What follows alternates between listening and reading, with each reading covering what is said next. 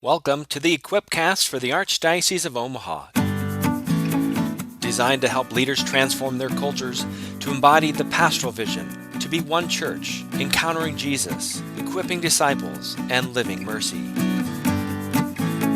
All right, good to have everybody here today. Welcome to the Equipcast. This is Father Jeff Lorig from the Archdiocese of Omaha. This is Equipcast number 11. Today's topic is really about it's always about leadership, but it's really about delegation. And the title that we've put together is "Don't Be a Hero." And the whole idea here is don't be a hero, but be a hero maker. Like you don't have to do everything yourself. In fact, it might even be better to not do everything yourself because it gives another person a chance to shine. So hero making, delegation is the kind of the boring way to say it, but really hero making it's a force multiplier. It's the fruit of great leadership is new leaders, not more tasks, not more stuff that you have to do. The people who are busy, Jim, are not always the best leaders. It's in fact perhaps the opposite. So you can exponentially increase your impact when you create new leaders. So that's what Jim wants to talk about today.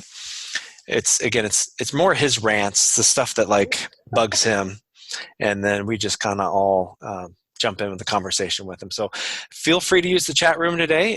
It's an easy button to push, and if you have questions, you have comments, if you want me to shut up and Jim to talk more, which is understandable, that's totally okay, or vice versa. Yeah, I'm a little talked out today, so it's Friday, and it's good to wrap this week up with this great conversation with you, Jim. Yeah. Well, you certainly got your quotes in. We're going to link it in the chat room and in the show notes. But you got your quotes in today on the Gallup Call to Coach podcast. That was fantastic. So encourage everybody to check that out. Father Lorig did us proud, representing the Archdiocese of Omaha. That was fantastic. Fun to do. It was great. Why do you want to talk about delegation? Why is this such a big deal? I mean, it's a fancy title, don't be a hero, be a hero maker. But why is it so important to you? Well, it's a big part. I mean, big part of my journey as a leader. I mean, I remember you said something you just said earlier. Say it's not about being busy. It's actually about raising up leaders. I went as a young leader. I went through that journey where I loved to brag about how busy I was as a way to show off how important I was. And man, that gets old really quick. And I think this is an age-old problem. I love the story. As I was reflecting on our topic today, I was thinking about this goes back to Old Testament. I mean, Moses, right? He's this really capable leader and kind of fresh into his role of leading God's people, through the Red Sea. He's burned out, and they're not even quite at Mount Sinai yet. And he's burned out, and it's his father-in-law, Jethro, that comes along, and he's like, what you're doing is not good here. Moses was just totally overwhelmed. Everything was all about him. Everybody was coming to him, and he was being worn out because he was doing everything himself. He was the hero, and he wasn't actually raising up other leaders. And it's fascinating as you see the story unfold. Fundamentally, what God does is God tells him to gather other leaders and to pray for them, that God would send his spirit upon them, that they would be able to share some of Moses's leadership role. I often wonder if would the Israelites ever have made it to the promised land had there not been a delegation of leadership? Well, he just would have been stuck there, like solving everybody's problem, always just maintaining, just always in the maintenance mode and never on that mission that they need to get to. So part of getting to the end task, getting to the end goal of the mission is empowering other leaders to do the work that's necessary. Oh yeah. Moses would have had a nervous breakdown, and he would have, he would have asked God to smite the people. There's all these beautiful scenes where Moses is interceding on the people's behalf, and he's like, "Hey God, how about you smite?" Because he would have lost it. And I think it's maybe a little humorous to think about, but it's just human for us to recognize as you know, as much of as a buzzword as delegation might be, my goodness, like it's not an easy thing. It's actually a hard thing. I mean, if Moses struggled with it, I think that gives us a little bit of permission to struggle ourselves.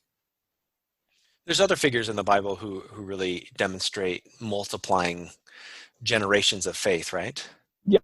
So Abraham's another really good one. You know, there's all these really funny things going on in Genesis because Abram's name, that's Abraham's name before God changed it. Well, that means exalted father. And then of course, you know, it's this great encounter with the Lord where his name is changed to Abraham, which means father of a multitude. The humorous thing about that is the guy has no kids, and he's like clearly past the age you would expect him to be fathering kids at the time. Now we know that he does. We call him Catholics, Christians, Muslims, Jews, like huge population. I mean, the monotheistic religions of the world call Abraham father, but it's not because he fathered the multitude himself. It was his trust in God and his well, really, he just had a few kids. It was those kids and their legacy that really made the difference. And I think that's a peek. I think peek into God's mind on this, in that he does expect us to have a legacy, but he doesn't expect us to do everything ourselves. And sometimes we want to short circuit one of those two things, right? We think that God expects us to do everything, or we imagine that his expectations are much smaller than they are. And in fact, his expectations are huge. It's just not all on us.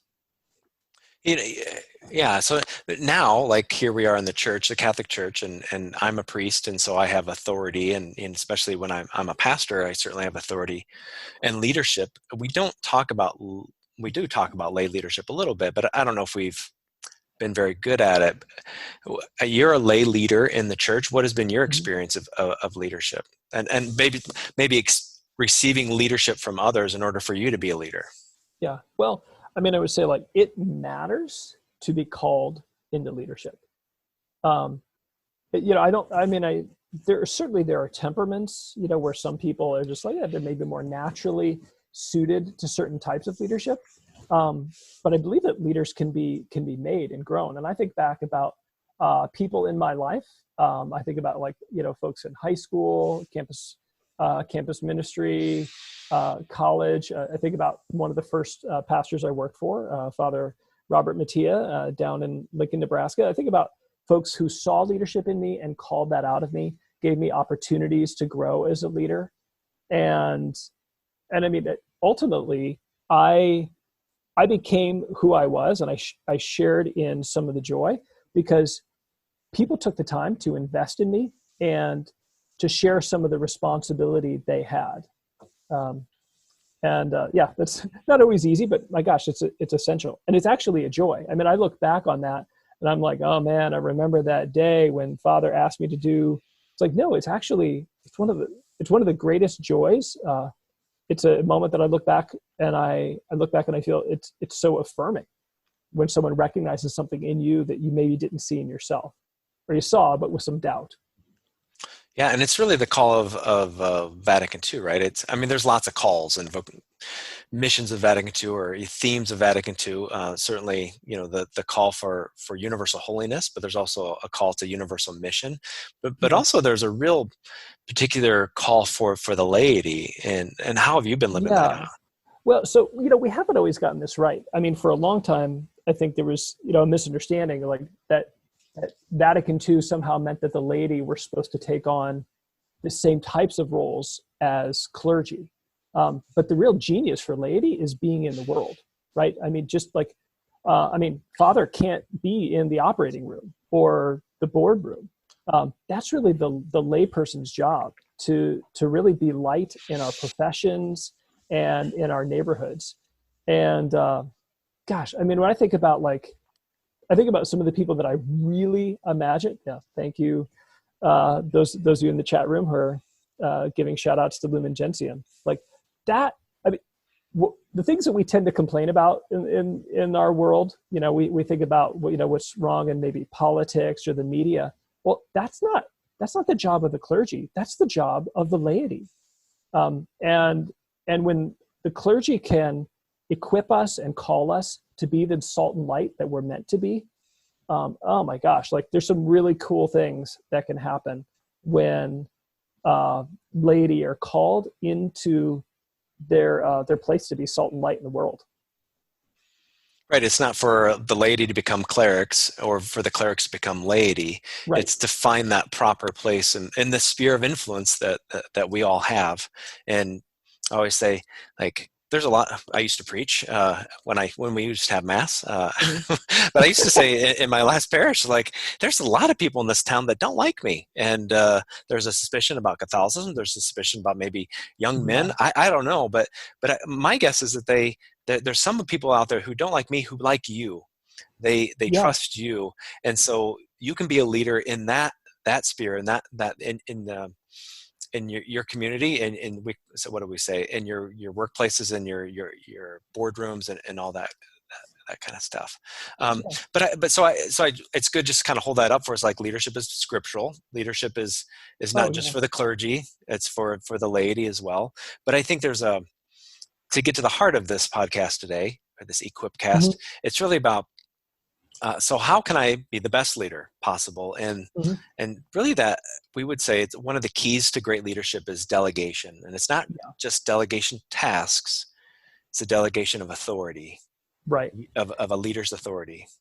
Well, and I think I just want to throw a shout out to all those leaders who they feel stuck right there a little bit, whether you're a pastor or whether you're a DRE or a youth minister or a very tired parent. And you feel a little bit like Moses, you feel overwhelmed.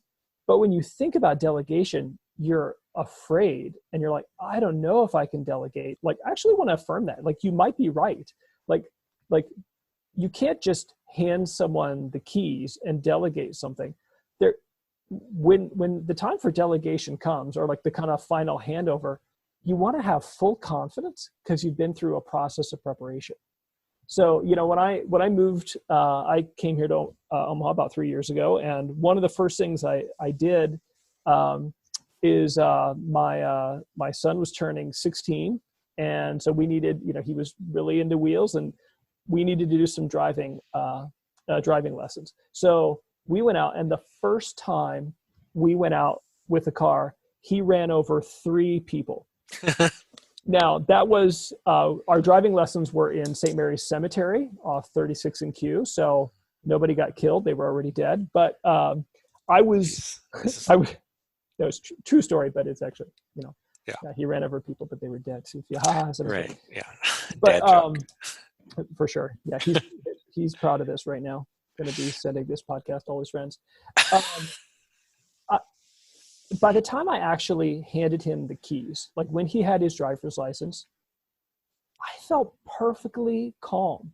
And that's just not because I'm a dad and I'm like, no, his mom felt perfectly calm. We had no anxiety whatsoever because he had been through a process. We had spent a lot of time in the car together. We had gone driving. He had been through the safe driver course. He'd been in a variety of circumstances together. And he had proved himself over the course of, weeks and months, so that handing him the keys wasn't a sudden overwhelming thing for him, and it wasn't anxiety provoking for me. And I just want to affirm, a lot of times people have this intuition that they don't feel comfortable delegating yet, and it's because they haven't actually gone through the process. There is a process to delegation. Right. We call it like tell, show, try, do. Right. It's this. That's the whole process. So try it, or actually we tell you about it, and then we show you how to do it. Then you try it, then you go do it. And what's that been like? You have kids, so you're constantly trying to. And again, I want to keep prefacing everything with saying, like, this isn't so that you don't have to spend time with your kids driving them around town, right? This is about making good, healthy, strong-willed, independent men and women in your family who eventually will be a great contribution to society or make contributions to society. Right. I mean, I'd be lying if I didn't say at some level I'm interested in just getting, some of the time back and having an extra driver in the house. But at the deeper level, you're totally right. Like, what do I want? It's like, well, I want my children to become adults. I want them to be strong and independent and contributor. And I think that's what That's what any good youth minister wants. I'm not trying to just keep kids safe. I'm trying to make them fruitful adults. That's what any pastor wants. Like, I want my parishioners to be heroes in their families, in their neighborhoods, in their professions. And so as we think about giving people commissions, as we think about delegating, there's a process. And it's like, I go back to youth soccer coaching. That was one of my one of my fondest memories as a dad. And whenever you're introducing a new skill, you huddle the kids up and you tell them, okay, we're going to work on throw-ins right now. And you tell them what you're going to do. You tell them why. Then you show it, you demonstrate it. You give them a chance to try it. And then you give them some feedback as they begin to do it. And then you repeat the process as often as necessary. And you can add, more challenge as time goes on. But that simple tell, show, try, do, that provides at least a little bit of a mental framework for us as we enter into the challenge of giving people roles and commissions. And again, like you said, Father, not just a task, but giving someone a little share in the mission. I often think that my biggest failure as a leader when I was at St. Ledger's was not allowing other people to do some of the tasks that I didn't have to do, but I felt like I could do them better. So what that kept from happening was other people didn't get a chance to grow. And I specifically remember our Wednesday night family faith formations. Now, of course, I'm the one with the theology degree in town. Mm-hmm. Like, I might be the one or two people with a, right, except for maybe the Protestant ministers, and they're not going to come help us out, I don't think. They were busy on Wednesday. Yeah, Wednesday night's big night and church night in small towns. But so I did those talks, and I think I did a good job. I'm sure I did a good job, but there was one where I went and I think it was out of town, and it just landed on, I was out of town. And so one of our actually mentors that's part of the mentorship program with the Archdiocese that Jen Mosier does, Linda Asher, who had gone through the Great Adventure Bible Study, and she, did a few other things. She's a leader in her own right, and in the way she worked had some preparation. Had some preparation. Had the skills. She was a leader, and I think she worked for the prison up in Yankton. So she, had a tough crowd every once in a while. Wait, did she get people to show up? Yeah, people just showed like. Oh, she had a captive audience. Captive audience. Yeah. Only 2 dad jokes per episode. Oh, crap. You've reached a quota. I've already used them up. Yeah. Yeah. So, so I was gone. I think I was on a ski trip or something like that with a couple other priests. And so Linda did it. And you know what? When I came back, everybody was just raving about how great she did. Like, oh, we want Linda more. And awesome. Of course, that hurt my ego. But it was a huge lesson to me. Like, even though I'm the one who had the theology degree, I didn't have to do that. And in fact, now I think because of that moment, and not just because of that moment, but several other moments, Linda continues to grow as a leader in the parish. So for me, it's this, you have to have a willingness to empower others. The best leaders, and I'm striving to be the best leader, the best leaders unleash higher performance through empowerment, not control and command. So when I have to control everything, it doesn't work. And actually it limits your organization, the potential of your organization. I find. I think we were limited. Yeah. Well, I mean, dive in a little bit to the psychology, right? Because I mean, what was holding you back? What was keeping you from delegating? I mean, was it the affirmation? Like, I just feel really good teaching and I love using my gifts? Or what kept you as you look back now? Well, I just thought I could do it better. Right. Yeah. And even if Linda wasn't sharp on the theological points, people, again, you can weigh and measure all the fruits and benefits of all that. The most important thing was not whether people got something out of the talk. The most important thing was that Linda grew as a leader. And now I think I just had to trust her. I mean, I trusted her, but I couldn't think of a reason why I would want to have her do it, because I wasn't doing anything on Wednesday night either. But I know I think if I had done that a little bit more, I can't answer that, like, why did I do it, except that it didn't really occur to me And now that I've learned a little bit more about leadership, I realize, oh my Right. gosh, I could have really invested her a lot more. And I was starting to do that as Yeah. I was leaving. I think that's common, right? I mean, we have to be really clear, like, what is success? And the funny thing about, I mean, I think this is like in the Moses story and like, oftentimes, if you're a leader in the church today, it's because you're good at getting stuff done. Or at the very least, you have low boundaries and you're unwilling to say no when somebody asks you. Um, but like, if you're good at getting stuff done, your criteria for success is often how much I get done. And that's very different than a criteria for success is how many people do I put in a position to really use their gifts? How many people do I help take part in the mission and find their unique calling and contribution? I think, That success criteria is way different.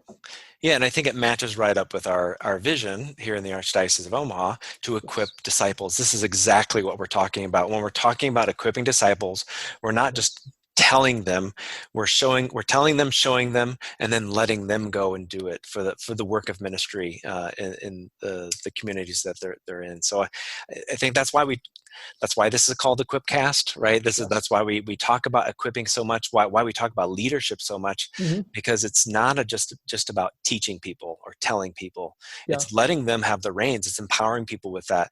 If we just kind of delegate tasks, we create followers. If we delegate authority, we create new leaders. So if I had just Mm-hmm. said, Linda and maybe a few others, you guys, you're going to do the teaching on these nights, and I'll work with you, I'll supervise you, or as in like I'll mentor you, we'll go through it, but you're Right. going to I'm going own to it. show you how to do it. I'm Yep. going to give you feedback as you do it.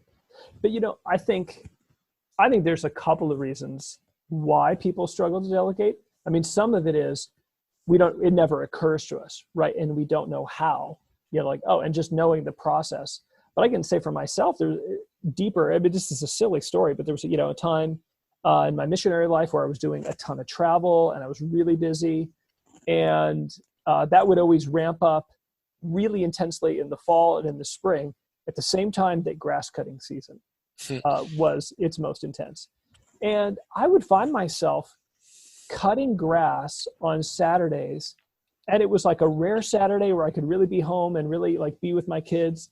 And I just had this amazing kind of, I won't go through the whole thing, but it's kind of this mini conversion moment where I realized, like, what the heck am I doing cutting grass on Saturday? Like, I need to be with the kids.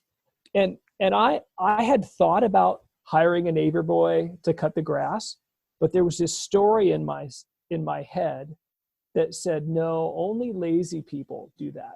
Only lazy people hire someone else to do this. Because I had, again, I had this story playing in my head that like my fruitfulness was really all about what I did personally. And the funny thing is that, eventually turned into a mentorship thing because I have not cut the grass in probably, I think it's been 5-6 years. I now have multiple generations of children, not multiple generations, but multiple waves of children that know Abraham. how to, my great-grandchildren are going to know. I have at least 3 children that are capable and clamoring to cut the grass. Right. And I'm keeping the economy and the family. It's great. Right. And you could be worried about the results. So the thing that maybe kept you from delegating it was you were worried that, oh, that's what rich people do. And Yeah, I had there's a a real story in my aversion to head. that. Yeah. Yeah. But also sometimes it's because we want to control the results. Like if my grass looks like crap, well, then I don't want that person to do it. I don't trust that person to do it. So I always want to be in control of the end there. So we kind of have to kill that story as well. Like I can't always be in control of the results. If I'll never delegate to anybody else, I'll never delegate my authority, my leadership to anybody else, unless I can maybe lower the standards a little bit and then watch them grow. And that's my responsibility as a leader to help them grow. Yeah. I mean, there's a perfectionism in many of us that, it's kind of hiding and it's sneaky, but like we have to kill that because I was a much better grass cutter, than my kids when they first started. You were the best in the whole family. Oh my gosh. Yeah. I mean, but I had to get yeah, I had to get to the point. And actually, I mean, this amazingly beautiful parenting moment. I remember there was this like really obvious uh, mistake, let's just say, in the grass cutting endeavor, and being able to gently point that out and coach my kid through that, and being able to give them a hug, and they're like, no, this is still your job, you've got it, and being able to reaffirm that, like, oh my gosh, it was just a very cool moment that, you know, I could not have gotten to if I hadn't gotten through that story in my head, and if I hadn't gotten over the perfectionism. And I think Jesus is actually the perfect example of this. I mean, seriously, Jesus is an amazing delegator, and nobody was as good at it as he was.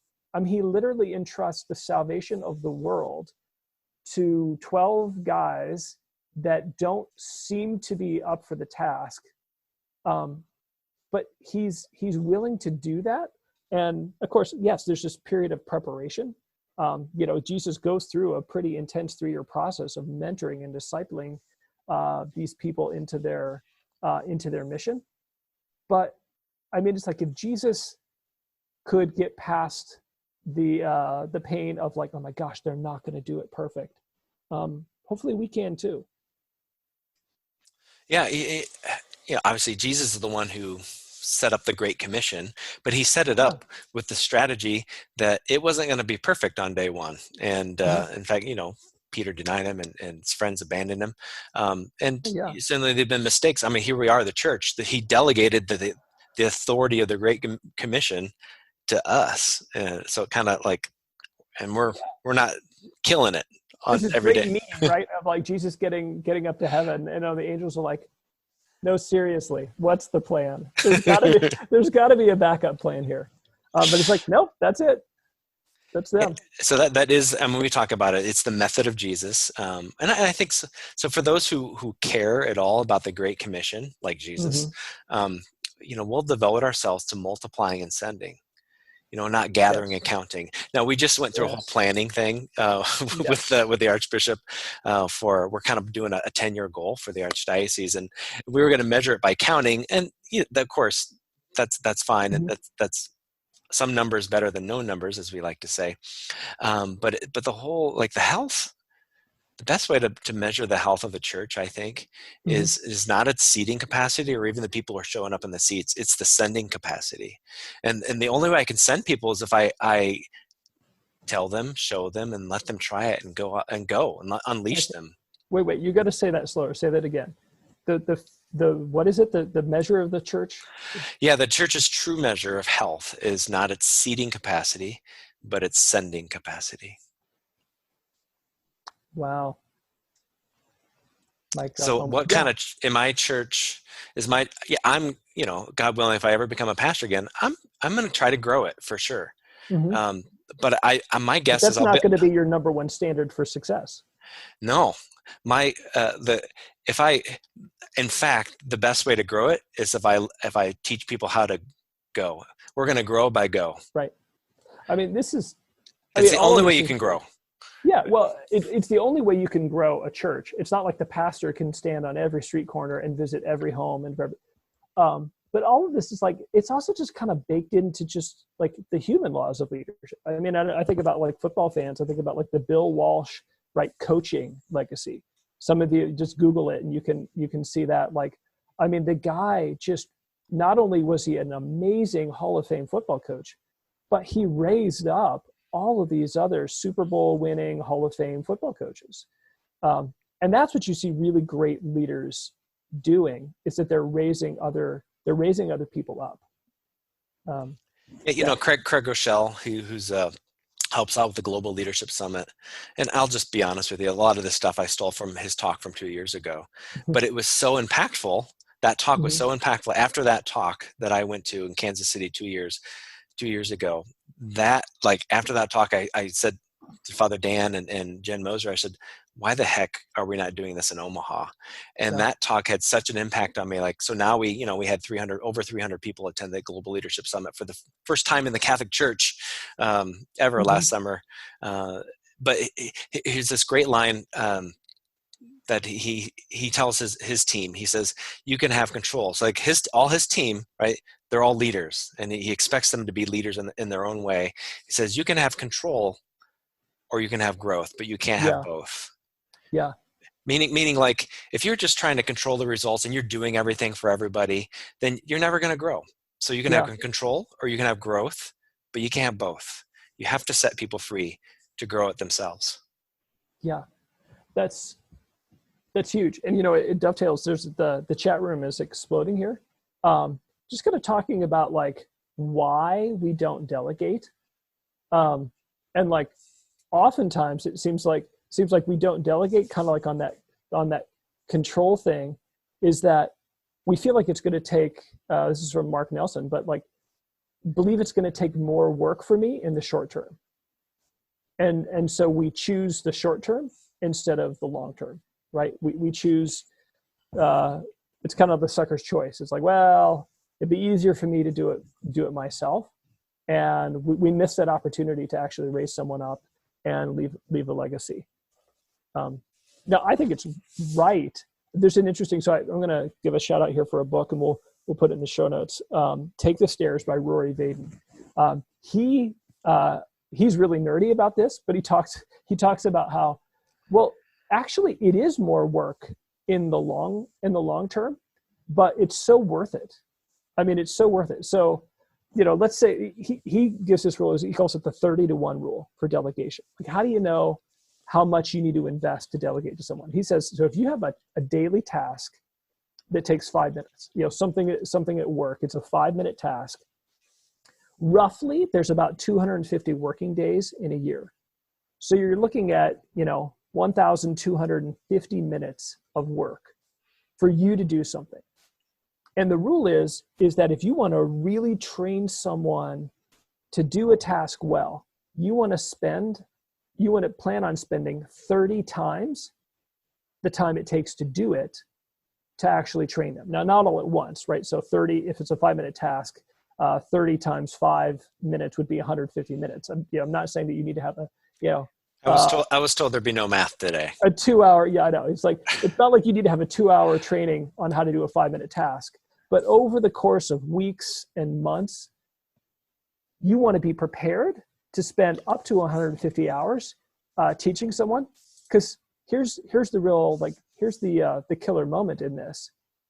Even if you spent a total of 150 hours teaching this person how to do this 5-minute task, at the end of the year, instead of having yourself spend 1,250 minutes, you actually get over 1,000 minutes back, right? So, 1,100 minutes. So just at a mathematical level, it is always worth it to delegate.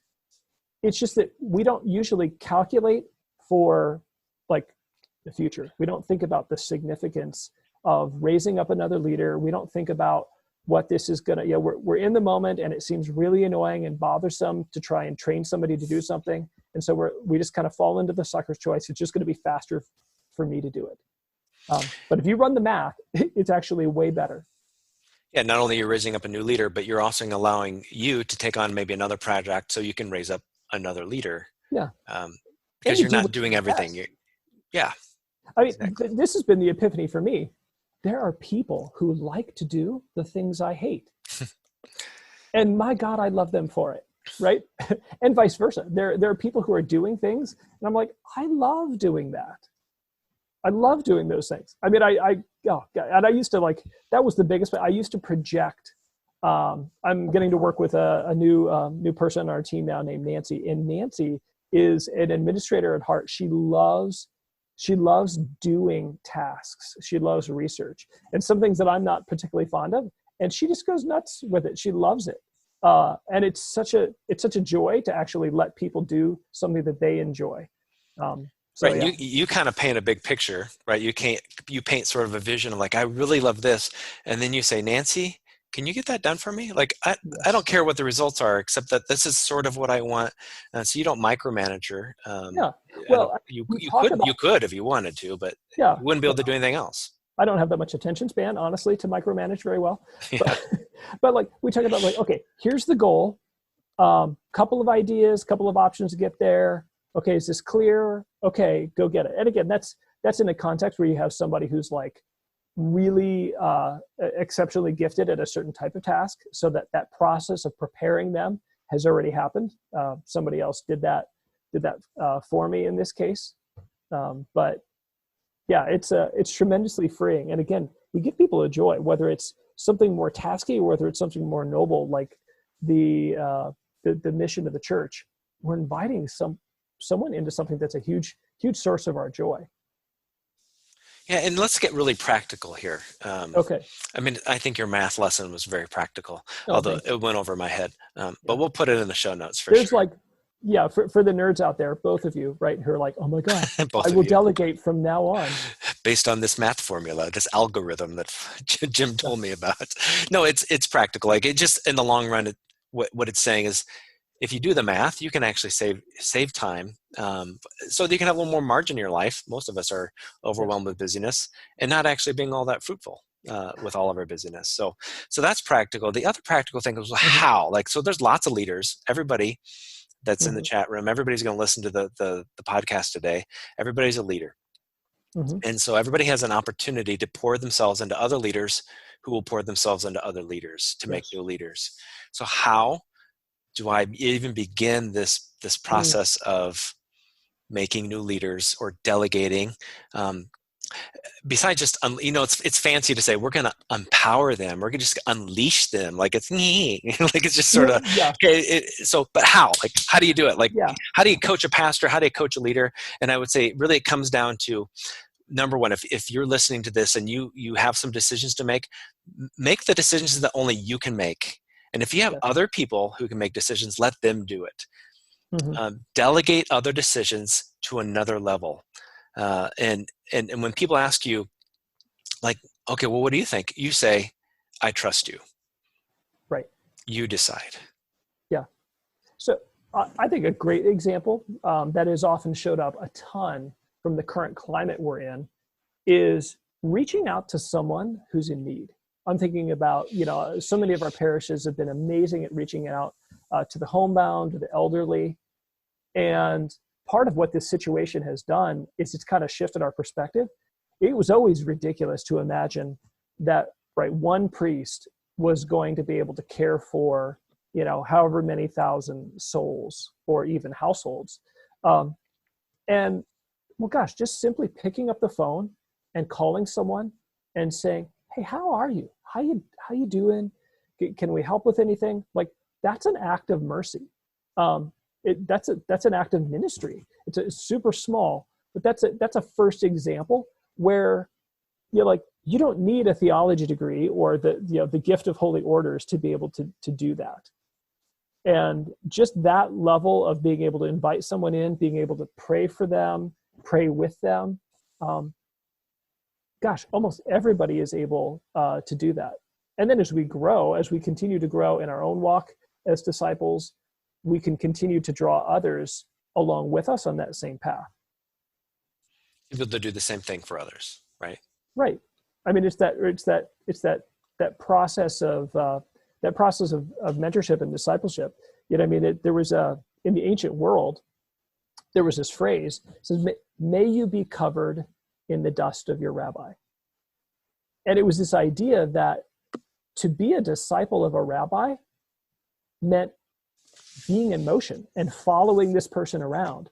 And as the rabbi was doing stuff, you were there with him, being covered in his dust, learning and watching, right? It's like the telling and the showing. And then you see it in Jesus. Jesus, as he takes these disciples around, then he begins to send them out on these little mini missions, right? They go out and they try it. He sends them out 2 by 2, and then they come back and they have a little debriefing. And man, that would have been fun. Can you imagine somebody just like, they botched the healing or something like that. And so, geez, all right, next time. And he just like does this little, thing with him, and he sends them out again. And you see these waves of people going out. It's subtle, but the Gospels give us a snapshot of the way Jesus lived this. Yeah. It's just really about letting other people do it, either make the decision or do the thing that you were doing. There's again, another sort of insight from Craig Groeschel. He just says, the better leader you become, the fewer decisions you make. Mm-hmm. So if Wow. Say that again. the better leader you become, the fewer decisions you're going to make. Yeah. If you're sitting around making decisions and everything's coming to your desk all day long, you're not a great leader. You feel like important because everybody's coming to you for the answer, but you've actually bottlenecked everything to your well, desk. you're like Moses, right? Yeah, I mean, you're in that, like, yeah, everybody's coming to you, and one, you're gonna burn out, but two, yeah, you're not raising anyone up. There's no legacy there. Oh man. Yeah. So on a personal level, again, there's ways in which we can think about, if I'm in charge of something, is there a way I can allow my authority? Can I just let somebody else make a decision and just say, I trust you? Yeah. Can I do that? But also, I think you have some good questions for us for some homework, right? Mm-hmm. Yep. So question number 1, who can you help grow from somebody who only receives your ministry to someone who shares it? And I talked about this a little bit earlier, but just super, super simple. All those parishes that have calling trees, whether it's, a youth ministry calling tree or families to family with religious education. When you call someone and you check in, hey, how's it going? Do you need anything? Can we be of any help? Here's what I want you to do. Do not end the call before you say, hey, is there someone who you could reach out to? Right? A neighbor or a friend, like someone who could use a call, and just give them the commission to reach out to someone else. So that's the first question. Who could you take from someone who just receives your ministry to someone who shares it? And then I think I think all of us have to do a little bit of the hard work of asking the question, like, what's holding me back from delegating to someone? For me, it's almost always, right, the perfectionism. I think it's different for other people. But what is holding you back? And I can say, again, for those perfectionists, part of the way my little mnemonic is, like, if I think someone can do it 60% as well as me, then it's time for me to begin the process of delegation, getting them started on it and putting my effort towards supporting them and no longer doing it myself. And that helps a lot. It's clarifying as I think about taking on meetings and tasks and roles and projects. And I've been reading another book. I'm constantly reading a book. If you were listening to the Gallup podcast this morning, you learned that I have learner and input. So it just means that's how I use my gifts and strengths the best that I can, as I'm constantly reading. So another book I'm reading lately is called Hero Maker. And so there's a few questions in there that I don't have an original thought. I haven't had original thought in a long time because I steal everything from everything I've read and watched, because I have input. So my input needs to output. So here's my output. If you are leading a small group, ask, am I trying to be the hero in this group? Or am I mentoring other leaders to make heroes out of them? So I know there's a lot of people who are in small groups that are participating in this today. You don't have to be the only person in charge. Like your end goal should always be, who's going to lead this group next? Yeah. That's so good. Always have a succession plan. Yeah. I mean, can I tell you, like, this is like worst moment as a missionary. Most of our listeners know I spent almost 20 years as a college missionary. And my worst moment was, I got to lead this Bible study in a fraternity, and I was kind of like a guest presenter. And there was this guy that I knew had a lot of potential, and I was hoping that he was going to consider serving as a missionary someday. And I prepared really hard, and I, really wanted to impress, and, got there and led the study. And at the end, he and I were hanging out and we're talking, and it's like, hey, so, like, do you think you could do this? Like, do you think you could be a missionary? And his response just broke my heart. And he's like, oh no, that was so awesome. I could never do what you just did. I'm like, crap. Like, it's exactly what I did not want to do. And praise God, he became a missionary. We're good friends. Little shout out, Mitch Minerick. But like, I did exactly what I didn't want to do. I used my strengths in such a way that I made the task seem impossible. I'm going to ask I'm going to give you one more question to think about for homework. And again, we'll put these in the show notes at equip.archomaha.org. But then I'm going to pick a few things out of the chat room here. We have some good questions and comments. Yeah, So good I'm stuff. going to ask you those questions. But the Why not? final question for homework is, if I'm part of a team, if I'm leading a team, RCA, or maybe it's evangelization team, or maybe I'm not even leading it. Maybe I'm just on it. It doesn't matter. If I'm on the team, am I trying to be the hero of this team? Or am I thinking about how I'm developing and investing in others so that they can be the heroes? I get that. That's the Jesus way. Like Jesus, of course, is the hero. He's the victor. But for whatever reason, he kind of handed it all over to these schmucks, right? These apostles, who didn't Yeah. turn out. They're not schmucks at the end. They're saints, but you know what I mean, right? Well, you see the attitude in Jesus. He's like, you're going to do greater things than I'm going to do. Yeah, John 14:12. I just quit. That sounds like that's a very evangelical thing to do, because I was actually reading that. That's in the it's in the book. Yeah. Hero Makers. It actually asks us to The book, focus on. like the Bible. It's in the book I've been reading, Hero Makers, and it was a reflection question to focus on John 14:12. I think. Yeah. I'll probably get it wrong because a bunch of Catholics listening, so I know that nobody's going to go look it up. but it's exactly the same thing. You're going to do greater things. Yes. What greater things do you think Jesus is going to be asking you to do, or what greater things did he think he had in mind for you? Yeah. And do you think it's just you, or is it like because you're releasing other people to do those things as well? Yeah. So that you just stimulated my stuff. input. All right, what do we got from the chat? Okay. Beth Doman had a question about how do you focus on a person's strengths? You focus on a person's strengths and gifts in order to empower them in leadership. You're not just giving them. It's not just a warm body. Like how do you help? How do you help somebody figure out their gifts and talents? Maybe they don't even know what they are. Like maybe you see something in them that they don't see. Yeah, that's awesome. Well, I mean, and I just want to highlight the principle there that we're not just handing off stuff, tasks, things that we don't like to do. The assumption is that we're all one body, and even though we're one body, we're many parts, and that everybody plays a role, and that feet like being feet, right? People that are gifted as administrators, like, love that. People that are gifted as teachers love that. People that are gifted as all different ways, like people find joy in serving in the way they're made. And so there are cool tools you can use, things like the called and gifted inventory from the Catherine or Siena Institute. We've mentioned Gallup a couple times, their Strengths Finder assessment. You can use those tools, and I'd highly endorse those. But honestly, you just kind of watch it, and with just a little bit of perception, you can kind of notice how people are made and where they come alive. And again, you said it best, Father, like sometimes you recognize that before people notice it in themselves. And the ability to just have a conversation. It's like, hey, would you be interested in doing? And so sometimes you might encounter a little bit of tentativeness and say like, okay, well, what if we talked about it? What if I showed you how I do it and you can watch me do it? And why don't you try it out? And then it's that process helps people get over their own self-doubt and insecurity. And oftentimes they find something about themselves that they never knew. And just telling people what they're good at. Maybe they've never heard it before. Oh yeah.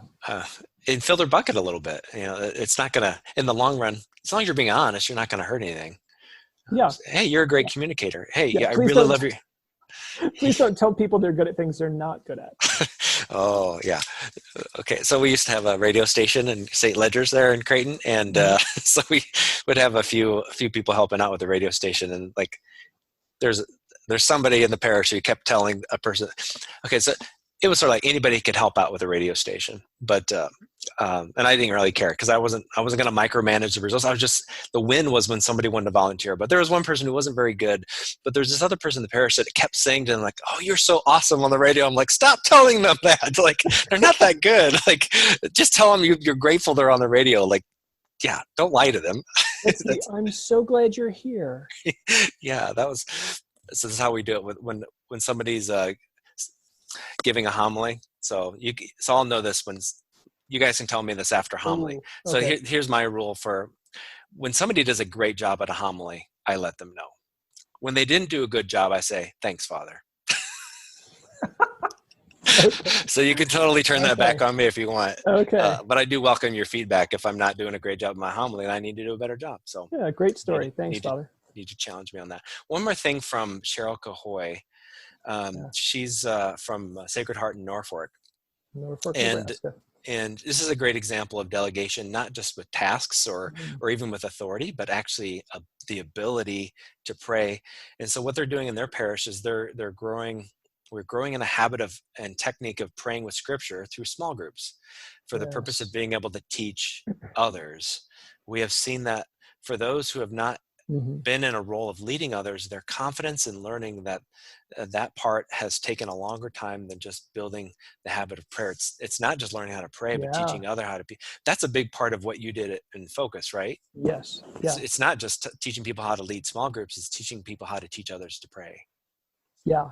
Gosh, I mean, that's huge. I mean, first off, what I love about that question is it just highlights that, sometimes it's not easy. Sometimes it feels, sometimes it's you think you've identified a leader and you think you've told them and you've shown them and you've commissioned them and they're rolling and sometimes they still have self-doubt. Or sometimes, again, right, youth soccer coaching, sometimes they don't keep both feet planted and they don't get it the first time. And I would say, first off, a willingness to stick with people as they grow, to persevere in accompanying them through the process of growing as a leader or growing as a disciple. That's huge. I mean, again, back to Jesus. My gosh, I mean, just Peter alone, how many times that guy sticks his foot in his mouth and doesn't get it. But Jesus's persistence and willingness to stick with Peter is that's not in the scriptures by accident, right? That's an example for all of us. So that's huge. And I guess I'd say one other thing. There are some things, we've all heard that adage, right? It's like, if it's worth doing, it's worth doing right. And I agree with that. I would just take it to another level. There are some things that are so worth doing, they're worth doing badly at first. And so teaching someone to pray, that is so worth doing. It's worth doing badly. And what I mean badly is I don't mean like heresy or something. I mean, it's worth feeling awkward, because when you're teaching someone to pray, it's like, it really doesn't go, I feel like I'm inviting like crazy stories now, but like, it doesn't ever really go badly. It feels awkward. Right. And so like there's some things that are so worth doing. It's worth, persevering through that awkwardness. Yeah. Great. Well, Jim, this is, it's getting close to our end time here. It's the end times. And I just want to thank everybody in the chat. This has been a lot of fun. And getting closer every day. Yeah.